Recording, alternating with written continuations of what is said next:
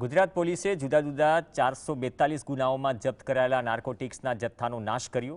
381 કરોડ રૂપિયાથી વધુની કિંમતના 8000 કિલોગ્રામ જેટલા નશાકારક પદાર્થોને દહેજની બેલ કંપનીમાં નાશ કરાયો।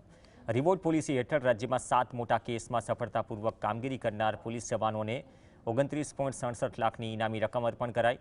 ગૃહ રાજ્યમંત્રી હર્ષ સંઘવી, રાજ્યના ડીજીપી અને પોલીસ અધિકારીઓ આ કામગીરીમાં હાજર રહ્યા હતા અને પોલીસની કામગીરીને બિરદાવી।